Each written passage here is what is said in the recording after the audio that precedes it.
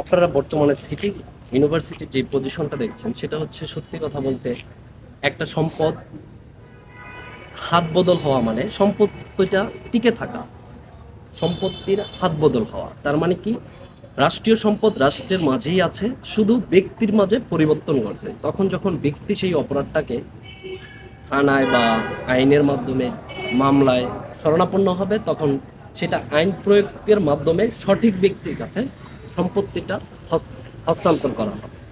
কিন্তু সেই সম্পত্তিটাই যখন আপনি কোনো ভাবে ব্যানিশ করে দিবেন, মানে হচ্ছে কি, ব্যানিশ বলতে কি, সেটাকে জ্বালিয়ে দেওয়া, ভেঙে চুরে চুরমার করে দেওয়া। এই যে ব্যানিশ করে দেওয়ার যে মন মানসিকতাটা, এটা আমি ছোটখাটো কোনো অপরাধ হিসেবে দেখি না। সেটা কোনো স্টুডেন্ট করলো, কোনো বাবা করলো, কোনো গার্ডিয়ান করলো, আমি সেটা এরকম ভাবে দেখছি না। আমি দেখছি সেটা রাষ্ট্রীয় অপরাধ হিসেবে। আপনি যখন একটা সম্পত্তিকে জ্বালিয়ে দিবেন, মানে ব্যানিশ করে দিবেন, তখন আপনার মন মানসিকতা থেকে চিন্তা করবেন যে এটা রাষ্ট্রীয়ভাবে ব্যানিশ হচ্ছে, এটা কোনো একক ব্যক্তি থেকে ব্যানিশ হচ্ছে না। এখানে যত কটা বাস দেখতে পাচ্ছেন, গাড়ি দেখতে পাচ্ছেন, এগুলার একটাও আমাদের দেশে উৎপাদন হয় না। যেমন আমি একটা জিনিস উৎপাদন করলাম, সেখান থেকে আপনি নিয়ে গেলেন, তখন কি আমার রাষ্ট্রের জিনিসটা আপনি নিয়েছেন, সরকার মাঝখান দিয়ে একটা ট্যাক্স পাবে বা একটা ভ্যাট পাবে, যে ব্যবসা করতেছেন সেই হিসেবে একটা ভ্যাট পাবে।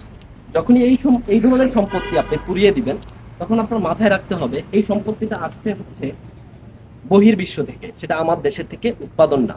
এখানে সরকারের একটা বিশাল ইনভেস্টমেন্ট আছে, তখন এটা রাষ্ট্রের সম্পত্তি হিসেবে একাংশ পরিবেশন হয়।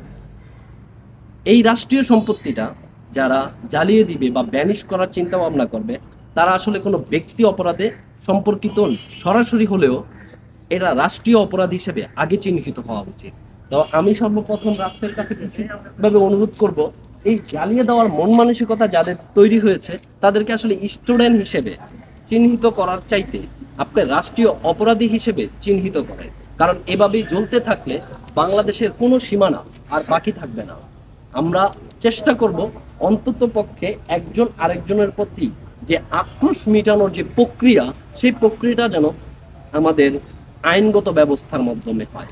কোনো জ্বালানো, পোড়ানো বা ভেঙে দেওয়া, গুড়িয়ে দেওয়া, এই ধরনের প্রক্রিয়াতে আমরা কোনোভাবেই যেতে দেব না। এটা একটা অসুস্থ মানসিকতা।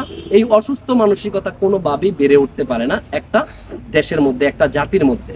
আপনারা সবাই কঠোর হাতে এর প্রতিক্রিয়া জানান এবং এটার বিরোধিতা করেন, এবং রাষ্ট্রের দায়িত্ব এটাকে রাষ্ট্রীয়ভাবে মোকাবেলা করা।